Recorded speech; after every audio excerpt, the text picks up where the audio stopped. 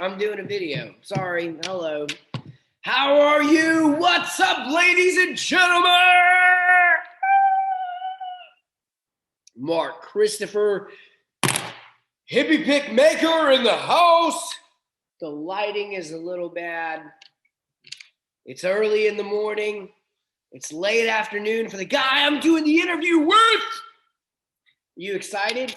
I'm super excited. So today we have a guy who he's actually been on the show already. He was on the show about 1 year ago. And I just want to check in, see how he's doing, see what kind of progress he's making in the world. And we'll talk about picks. You know the deal. So let's bring my left-handed, my friend, the Schecter guitar player. Now, look, I don't know if you know this about me, but I love Schecter guitars. I am left-handed, and I am a fan of the guy who we're bringing on because he's also left-handed. He also loves Schecter guitars. Let's get him on board. His name is Lawrence Chaventre. How are you, my friend?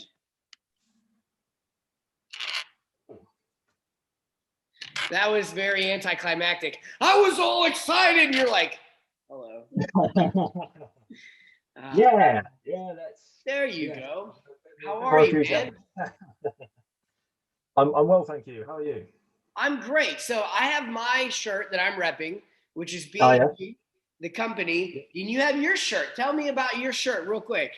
Yeah. So this is the brand Yakov. Yakov, UK clothing company, and they do some great stuff. Got this T-shirt here, sort of signature T-shirt. They do hoodies as well, and really good people. Only just started.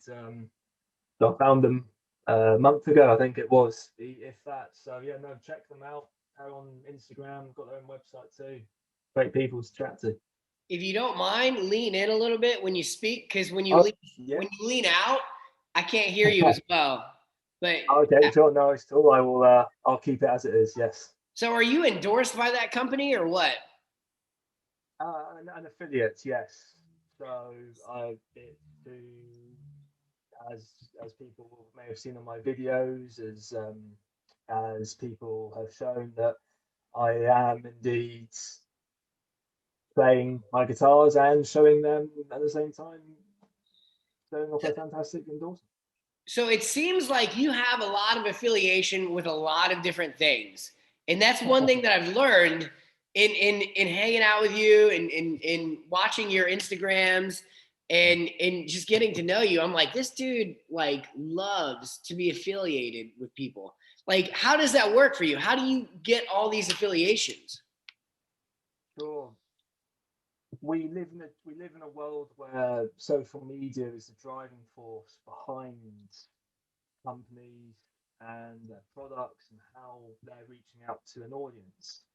And make no mistake, I would not say I'm an influencer of great proportions yet, but to me, if I can help someone in one capacity with guitar, maybe even plectrums, why can't I do the same for another company, be it for the clothing that they wear, and in particular with the aesthetics of my music choice perhaps not being quite in the ordinary.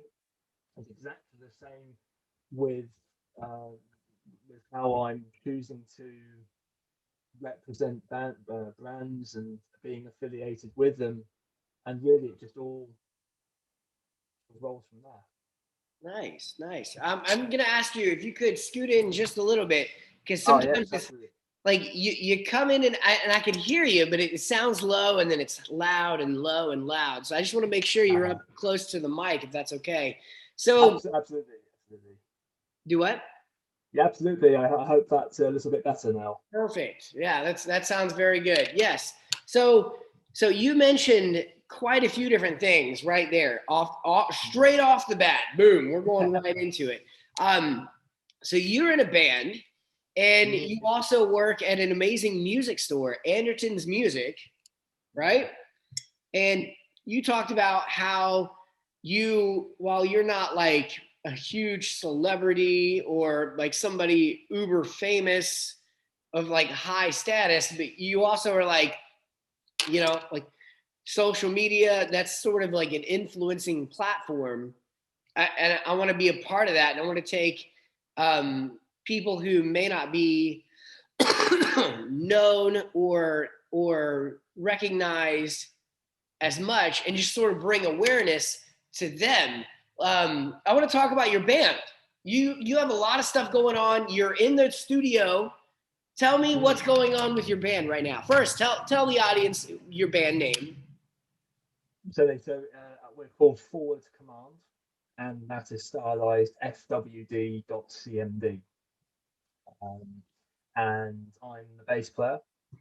We formed almost a year ago, and we've entered the studio to record a single.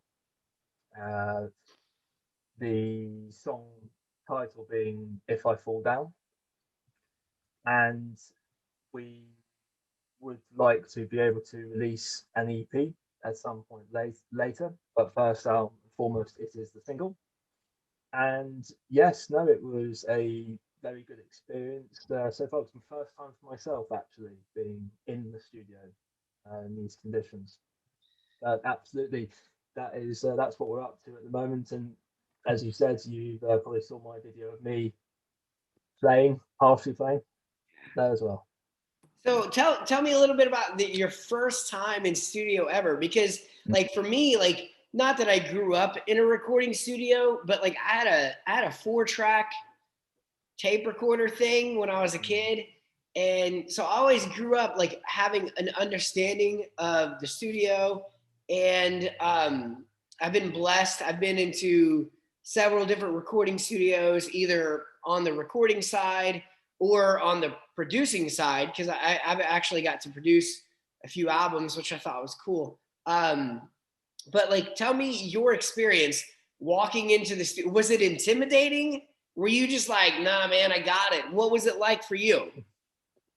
I think every musician who's been in that scenario can empathize with me. I'm sure that it's scary. Of course, it's no different going on stage, but every microscopic detail of your playing is amplified in the studio, because if you play the note too hard, too soft, you hear it, and it's quite a synthetic, sterile kind of environment, because it's about playing to the beat, which, make no mistake, that's what us musicians should do. But it's quite strange doing it. However, I think, having learnt my parts, and we had rehearsed, and we knew kind of what we were going in to do, that it wasn't too bad, I have to say. And I think every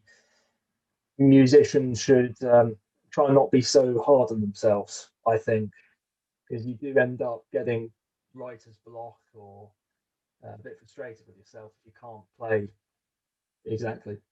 Yeah, it's for me, the first time in studio, I was just like, man, I got this, no worries. And they're like, we're gonna put you on a click track. I'm like, what's a click track? Like I mean, it was extremely intimidating, but like you get used to it, and you get used to, okay, I need to play this way. And like you said, you can't play too hard, too soft. I mean, you have to play all the notes right. And you can't be afraid to make a mistake. It's gonna happen. You're just gonna make a mistake. It's gonna be okay. You can just re-record it. Definitely. At the time I'm speaking to you now, we've done well bass now. We've done guitars. We've done synth overlay. The next major step will be the vocals, which we have yet to do. So I won't necessarily do the work to that, but I will still see what happens. And it's quite interesting, because you come and you bring all the bits together that are in your head. But as you said, I think fortunately we studio we're at that was very, very good and very easy to be a part of, because as you said, most of what was going on, well, I didn't really know what was happening. There's a line in a song that we had written when I was in studio. We wrote it, but we were in studio, and the line said, and it says, little girl with a face full of frowns, right? Like sad. And it was a song about a friend of mine and me in high school, and we were friends, and some cool experiences happened, and I wrote a song about it. And my producer comes in and he's listening, he goes, "You got to change that line." I'm like, "What line?" He goes, "The face full of fries." I'm like, "What?" He said, "Yeah, what are you saying?" And I told him, he said, "No. It sounds like you're saying a face full of fries. Change it." Okay, you know what I mean? So like, yeah. so you have to also be humble, because like for me, like it was a song about a girl dealing with depression and stress and like sort of questioning life. And it was a very encouraging song, but like, you know, you have to be on the same time receptive to somebody who is helping produce something you're doing, right? Because I mean, you can't be like, "It's my song, I'm doing it my way, man," you know? Just because, not to be rude, but it's like, okay, like this guy is a professional, you know? I mean, like I could give you his track record of things he did, and you know, for him to be like, "It sounds like you're saying a face full of fries," I don't want to sound stupid. You know, so it's like, "We'll change the line." "Yes, sir, we'll change the line," you know? So it's not that that's the most intimidating part of it, but you also have to be like receptive to somebody else's feedback. You know, can you play that, but maybe like turn your knob on like distorted, or maybe like do this or do that with your effects, you know? Like there was a line in the song, in the chorus, where the guitar like da da da da da da da da da, right? And the producer comes back in, he goes, "What is that?" And I'm like, "It's just something I'm doing on guitar." He goes, No. You need to solo that. You need to put like piccato." And I'm like, "What's a piccato?"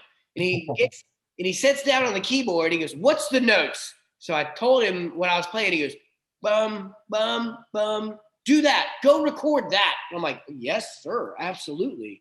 You know, and it's like you have an idea of a song, but you also have to be receptive to input, you know? And I'm assuming that's the same way with a band too, you know?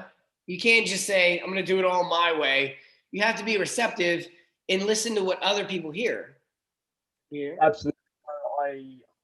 I will admit that I'm quite happy just being the bass player and the part of songs that are written by my fellow bandmates, as it were.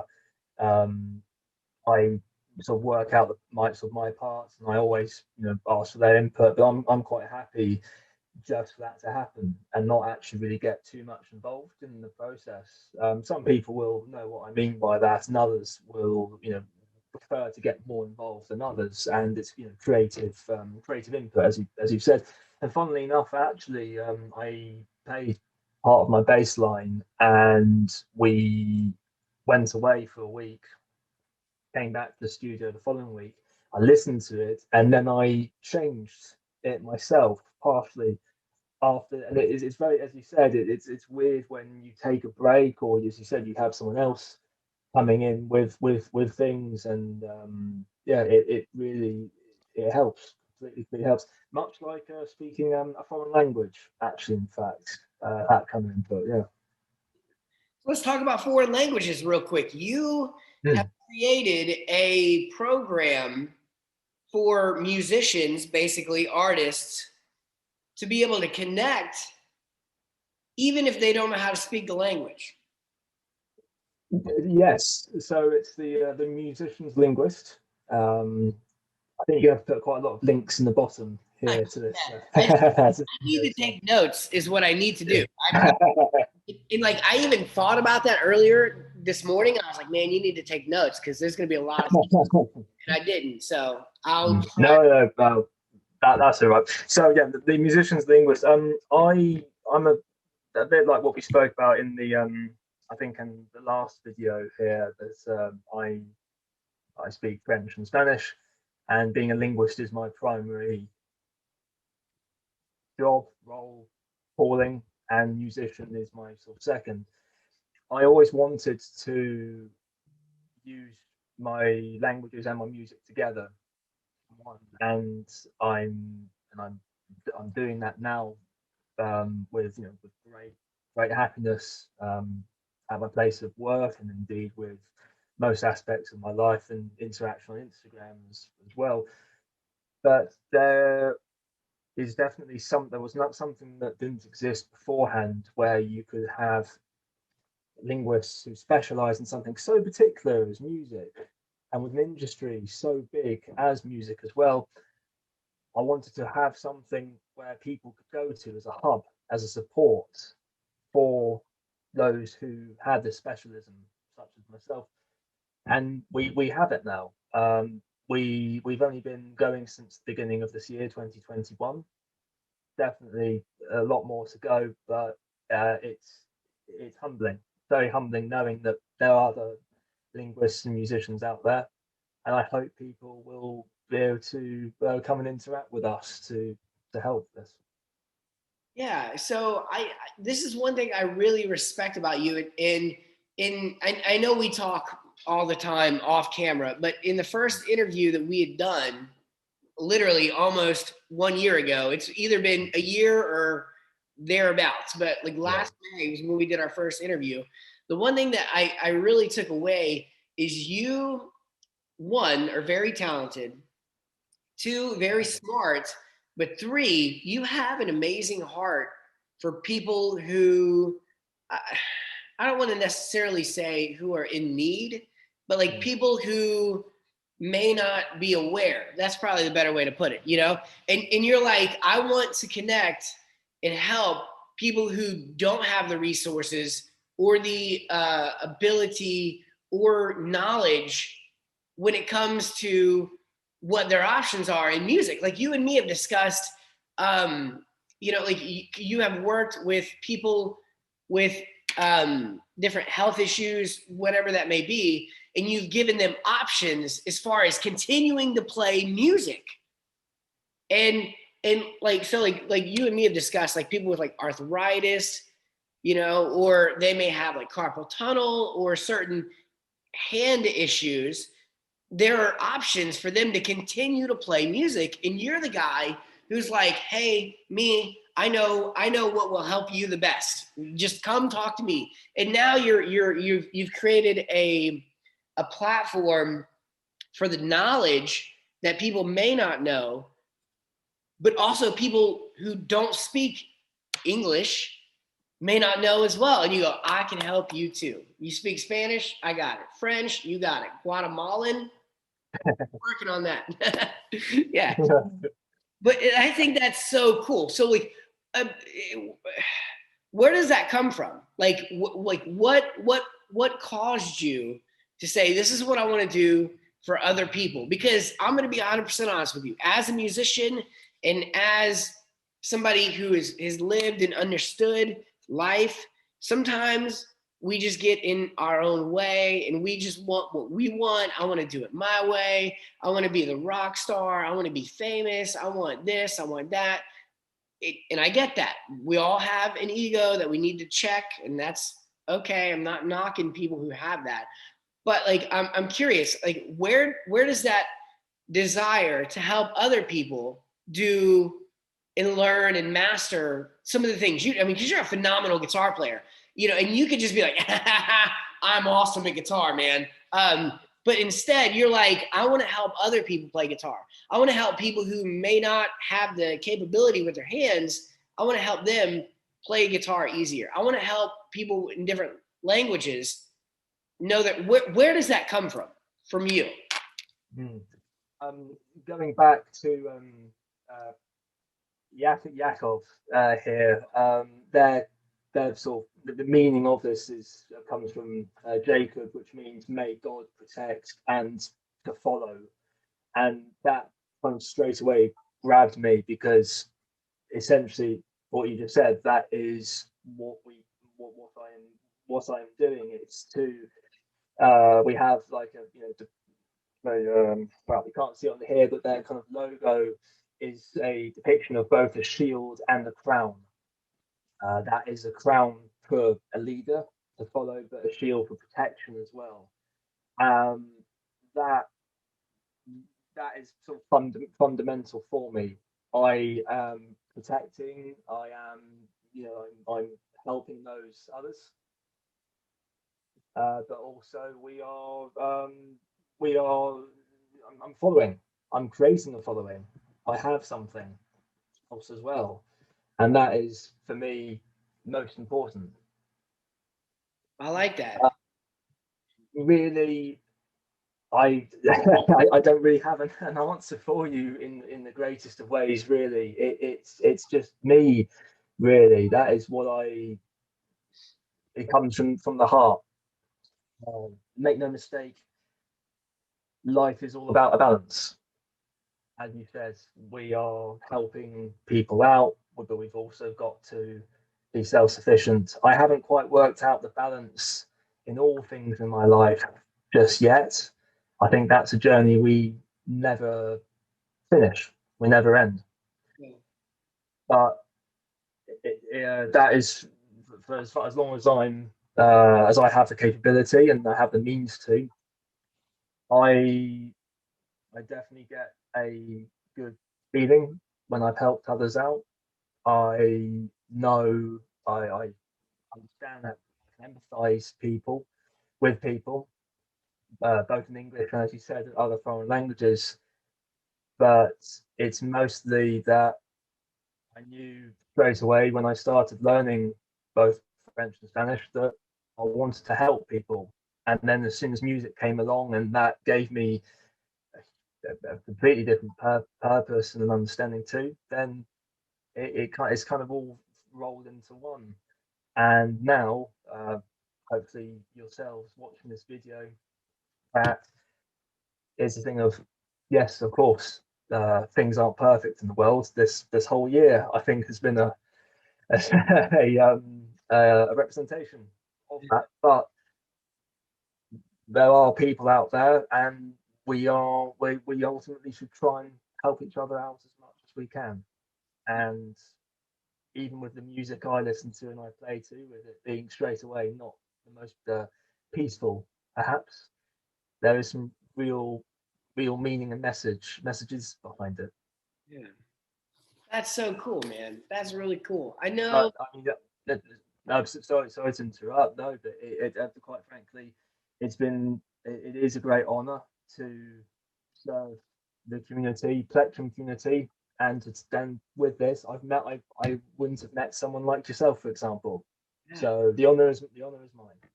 It's funny because, like, I know your name's Lawrence, and the guy who created Plumstone guitar picks, right? His name's Lawrence as well. And so, like, there'll be times I'll be talking to my wife, and I'll be like, "Yeah, like Lawrence said this." She goes, "Wait, which one?" And I go, "Okay, Lawrence Chaventre, or like Lawrence from Plumstone." And one day I was telling a story of something that I think it was that you and I discussed when we were just chatting. This is months and months ago. And my wife just stopped me and said, "I love that you're just making friends through pick making." And I go, "Yeah, like that's weird. Like I never would have imagined being a pick maker, and I never would have imagined having this community of people that I just get to talk to all the time, randomly, like here and there, and open up dialogue with, and just say, 'Hey, man, having a good day,' and I think that's really, really unique, and it's interesting because I guess like it's I don't know how to articulate the words for this. It's a group of people who we get to communicate with and be friends with and it's only through what we're doing. We would have never met otherwise. Like you live a billion miles away from me. You are hours ahead of me in time. And like, I would never have ran into you on the street. What are you drinking? Let me see that coffee. Well, it's there we go. We've got Iron Age mug, and it is coffee. It is coffee I'm drinking. Oh, hey, we've got Dragon Picks. Yes, Chris. Oh, I talked to Iron Age, and I said I want one of those coffee mugs, and I haven't gotten one yet. Hopefully, I'll get one, but I want one of those coffee mugs. Well, I'm drinking it from the best coffee mug as well. Yeah. You guys got to get your hands on one of these, definitely.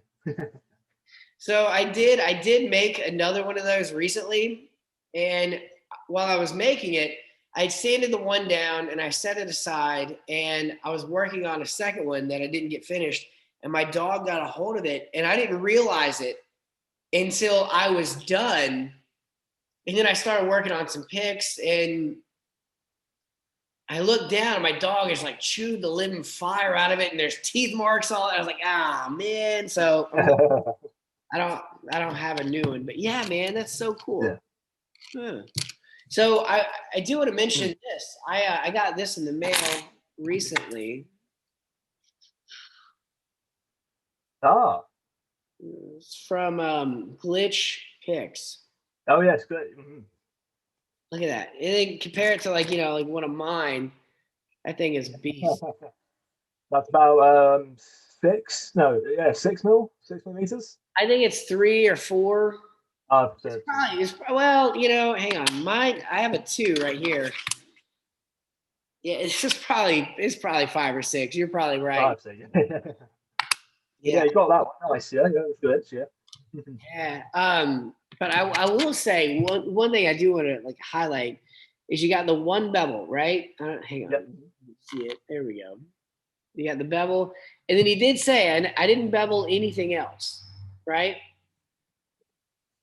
Nice.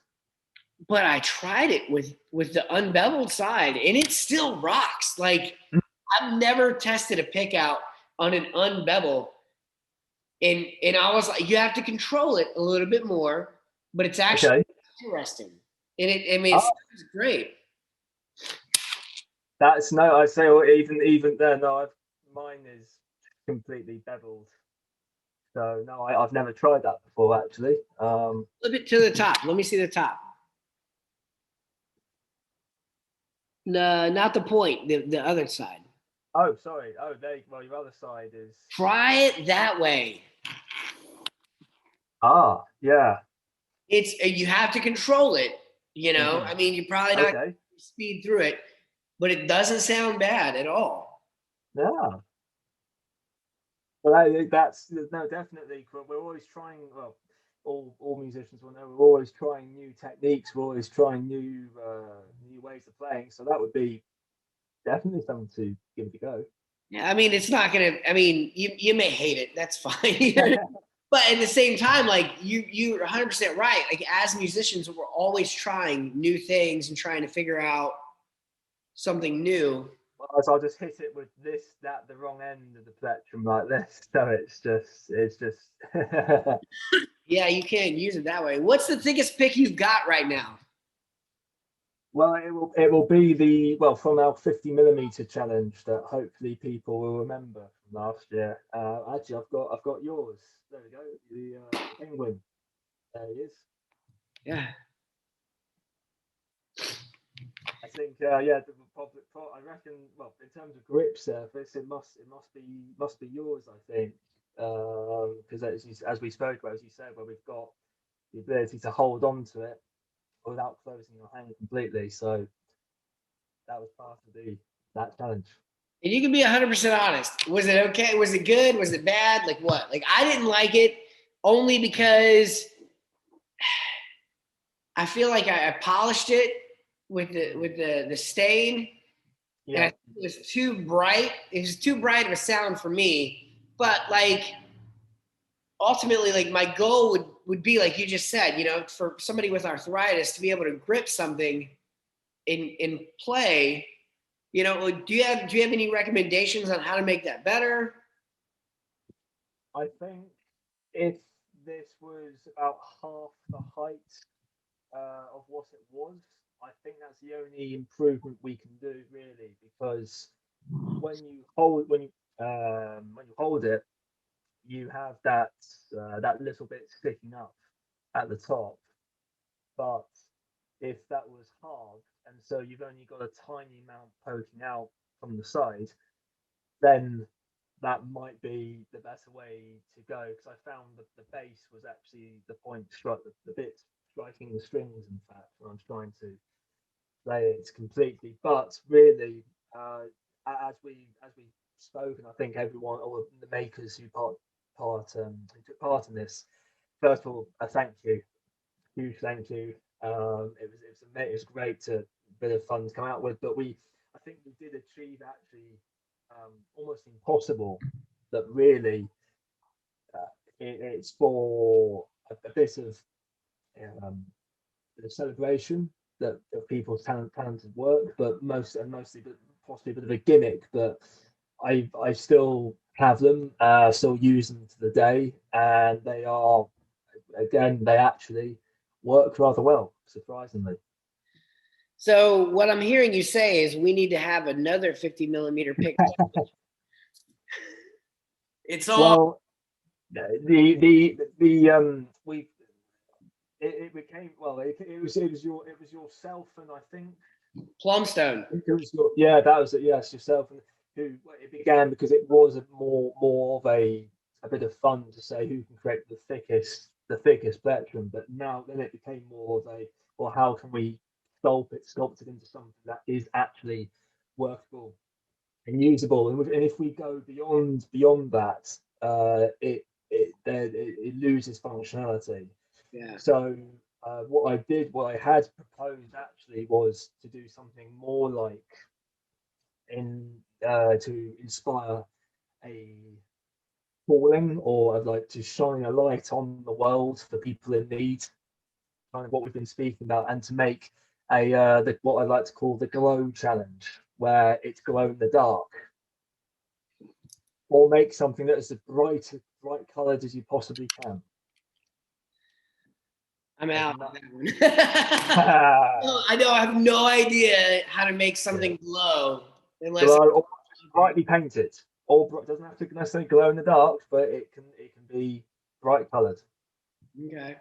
Now, do you want to hold up your coffee coaster? Yes. Here you go. That was originally supposed to be the 50 millimeter pick as a joke. Have you tried that though? Have you tried it? I feared for my life if I actually went to strike the string. So unfortunately not. And I think everyone can see in this video, this could be quite lethal, I think. Yeah, throw it at somebody. You're gonna go to jail. No, just kidding.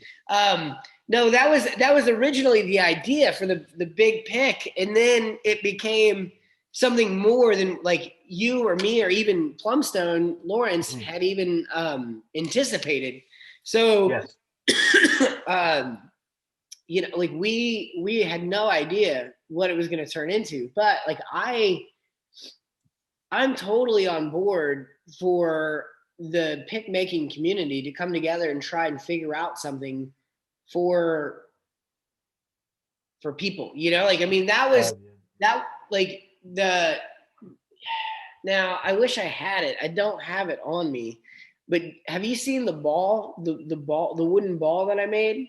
Yes, that was the Yeah, like I feel like that is the idea, something practical, because that, like, this was sort of a joke, it was fun, and it turned into just for bragging rights. And by the way, who won? I didn't win, or I would have been notified. Who won? No one won, per se. It was personally my favorite was the purple grenade by Velocity. Okay. Velocity artwork. I think there was a post about it.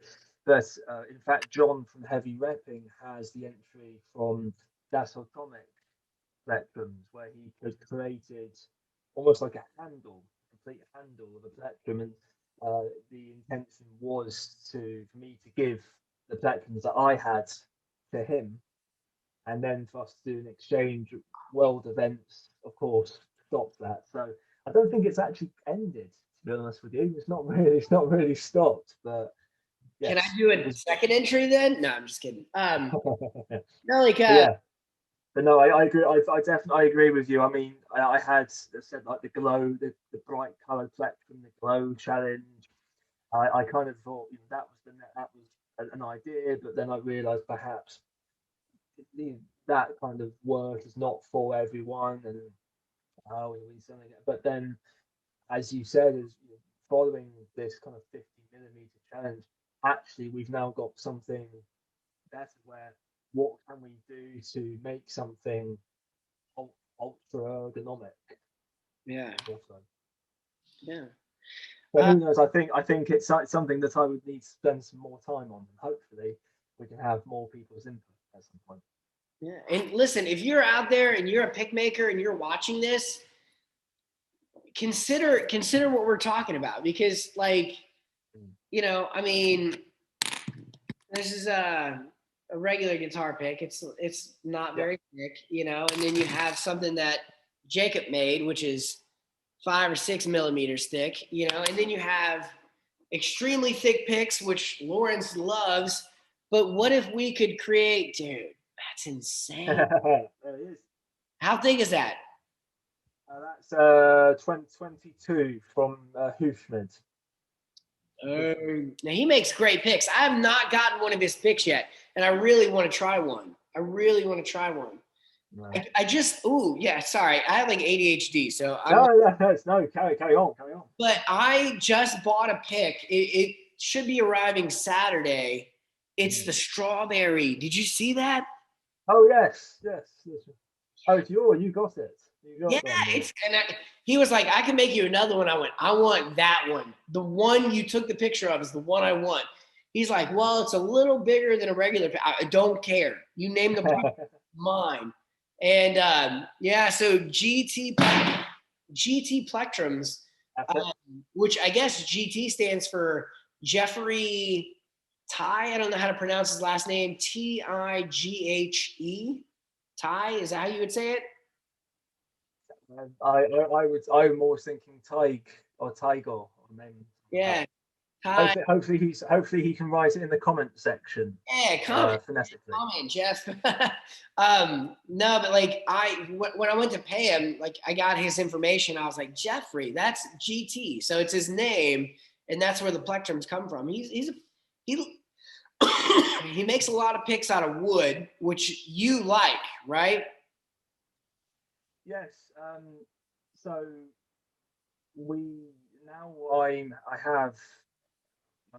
I'm working. I'm more closely involved with Iron Age plectrums now, and I'm now these days which is predominantly acrylic plectrums. So we've got the Fenrir's Fang 6 millimeter edition now, but the acrylic is now what has always been my go-to plectrum, really, and I don't think I'm ever going to stop using that, even though there's a lot of brightness and chirp from it. But no, wooden picks definitely. There is something with them that can give them. I actually got your one to hand actually, the walnut. Walnut, I believe. Yeah, walnut, which was good. It's definitely a few tones that I had experimented with. Yeah, I will say this: when it comes to Iron Age scared the living fire out of me. Okay, I'm not gonna lie. I'll be honest about it now because I own the patent. But when I first started making these picks that are arrowhead shaped, right? I made it by mistake because I was cutting with wood at the time, and I made a mistake on basically what I'd done was in cutting the pick out, like you got the pick, right? Yes. In cutting the pick out, I made an indentation on the top, and I was like, man, well, like I'll fix it later. So I get to the other side and I made almost the same exact indention. And I was like, dang it. And my first thought was to just cut the whole top off and turn it into like a Jazz 3, you know? Because, I mean, it's still like, because it was wood. So, I mean, even with these, I mean, there's a lot of cutting before you even get to the sanding portion. And I was thinking, man, like, I'm not going to be able to salvage this pick. And I just threw it to the side and I started working on another pick. And I was like, you know, it kind of looks like an arrowhead. So I started fashioning the arrowhead shape, right? And then I started looking online and nobody had came out with the arrowhead shaped guitar pick. And I was like, dude, I'm running with this. This is my thing. And so I went out and I got a lawyer. I got the patent for the arrowhead shape and things were moving. And then Iron Age, I see one of their picks and I was like, dang it. That looks like it could be an arrowhead. But they didn't call it an arrowhead. And I was like, okay, okay. And Iron Age is probably going to watch this and go, whoa, we should have got him. Because I really was like, man, that looks so close to what I'm trying to do. But they never one time in any of the comments, in any of the, because I studied them at that point and I was like, didn't say arrowhead, so I'm not infringing on anything. I think they called that the trident. Is that right? They have the trident pick, which sort of looks like an arrowhead, but not exactly.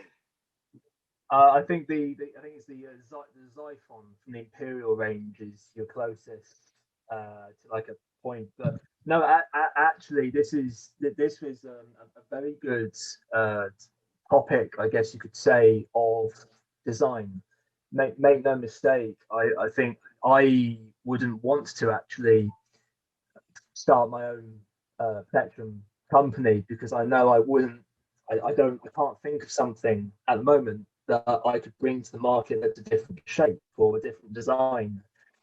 And I guess similar to guitars, you know, every company can trace their roots back to the Stratocaster or the Telecaster or the Les Paul. And yes, it'd be a great world if people didn't try and copy each other, or if people were able to come up with original things. It's very difficult. I guess yes, there's some pride in the work. As you said, you've got your name, you've got your brand, you've got your design, and if someone attempts to steal it from you, it hurts. Absolutely. I think that is what's good about our community is that we talk. We talk about it. We talk about what we're doing, where we're going, and I hope that we can continue to move along in a peaceful fashion. And I think actually, as you said to me, what the work that I do, my affiliation with Yakov or Lusty Lion Watchers or any or Iron Age, that actually I have a partial duty to say, yes, you have these options, you've got these products, but that is you know, if I can help in any way spreading a good and positive message, that's what I'm all about.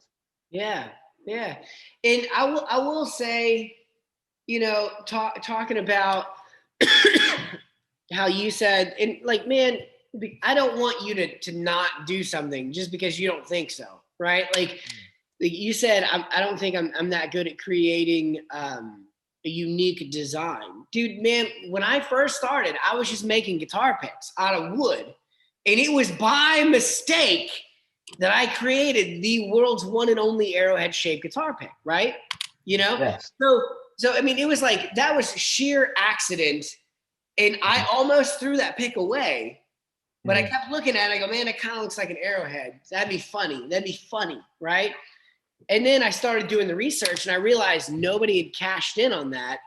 And I got lawyers involved. I mean, like, but here's the thing, like you said, you know, no one wants to create a product and have their product stolen.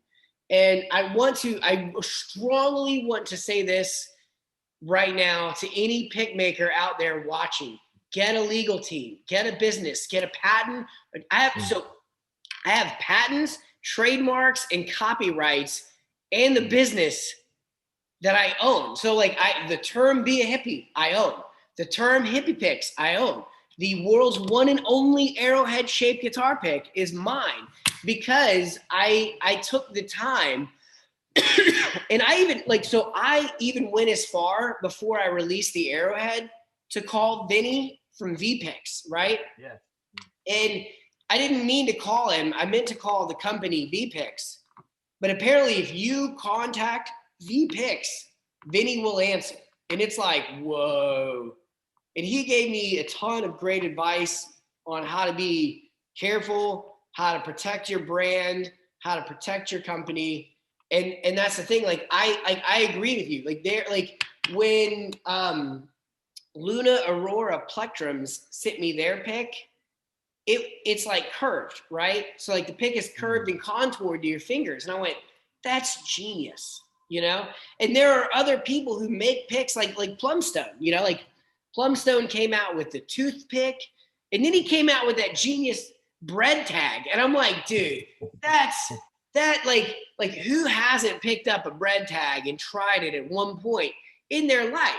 We all have, you know? Maybe not the younger generation, but our generation, you know, growing up, we go, yeah, we'll do it, man, absolutely. And then he created the bread tag guitar pick. And I'm like, okay, like everybody has their own little unique niche.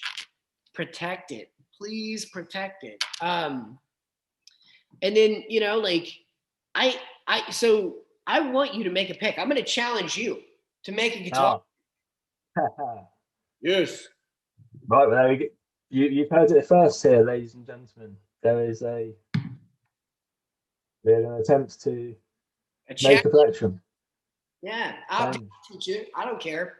Like, actually, Dragon Picks, Chris from Dragon Picks, and I have even spoke about creating like video content, teaching people how to make guitar picks. Because I mean, it is fun. It is challenging at first, and then once you get the hang of it, you're like, oh, okay, you know. But I will say this: back to Luna Aurora, I think it was him. I'm pretty sure it was him. I don't know, but he was talking about Brock from BHL. Is that right? BHL. Yeah, and Brock posts all kinds of content and teaches people how to even make guitar picks. And somebody commented, like, why do you do this? You know, why are you telling people your secrets? And he goes, it's not about my secret. It's about teaching people how to make a pick. Now, don't copy me. Don't take my idea. Don't take the arrowhead, you know, but once you learn how to make a pick, figure out something unique for you, you know? And I think I really like that. I think that's really cool. So I'm totally on board with helping people learn how to make guitar picks. I would love to walk you through. Maybe the next video we do, I'll walk you through how to make a guitar pick. Why not? Why not indeed? Next week. No, I'm just kidding. It might not be next week, but absolutely, I would very much enjoy teaching you how to make a guitar pick, because like